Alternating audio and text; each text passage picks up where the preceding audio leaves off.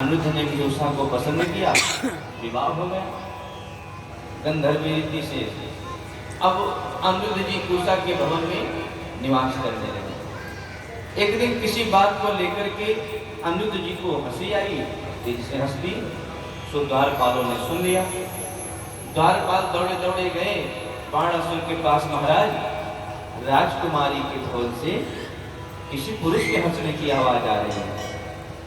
तो बाणासुर दौड़ा दौड़ा आया, अनिरुद्ध जी को बंदी बना करके बंदी गृह में डाल दिया।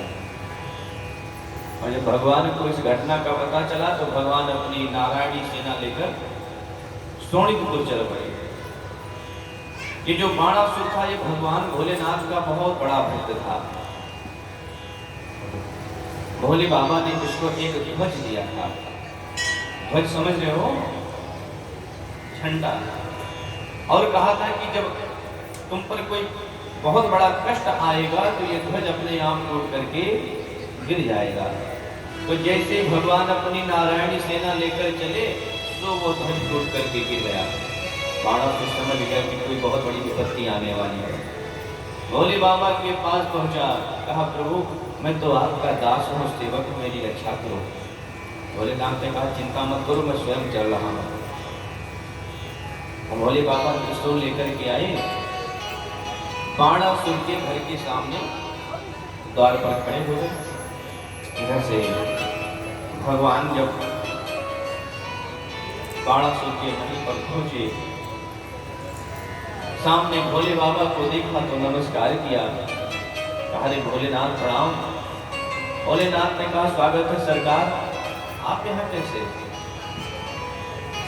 भगवान बोले इस बाणासुर ने मेरे पौत्र अनिरुद्ध को बंदी बना लिया है, तो उसे इस दुस्साहस का दंड देने के लिए आया हूं।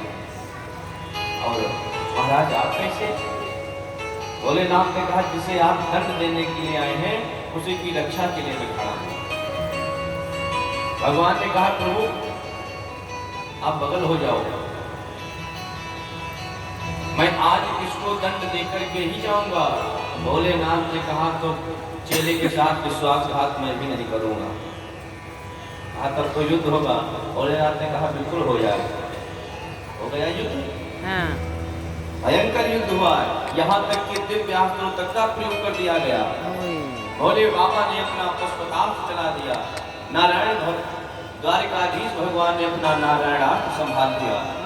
संत महात्मा बीच में आकर के खड़े हो गए। महाराज क्या अभी प्रलय कर देना चाहते हो?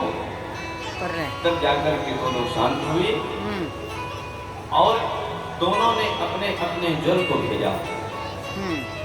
भोले बाबा ने माहेश्वर जल को भेजा, द्वारिकाधीश प्रभु ने वैष्णव जल को भेजा।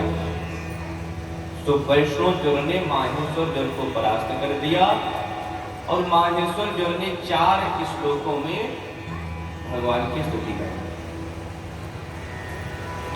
नमामि पानं शक्तिं परेशं सर्वात्मानं केवलं व्यक्तिमात्रम्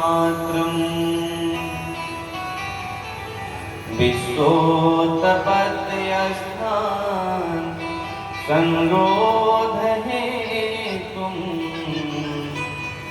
यतद ब्रह्म ब्रह्मलिंगं प्रशांतम्। माहेश्वर जल ने बड़ी ही दिव्य स्तुति की। भगवान ने प्रसन्न होकर जल को श्राप मुक्त किया। और जो भी भक्त नित्य प्रति इन दान किया है उसको गिनना नामुमकिन है। भगवान ने कहा तो बूढ़ी टेढ़ी गैया तो दान कर दो। कहा नहीं महाराज, मेरी जो गैया सवस्ती थी वे सब यशवनी तरुणी शील रूप गुणोपन्ना कपिलाहे न्यायार्जिता रूप खुलासवसा दुकूल माला भरणा उसने कहा महाराज मेरी जो गाय रहती थी वो सब पयस्वनी तरुणी शील रूपा गुणोपन्ना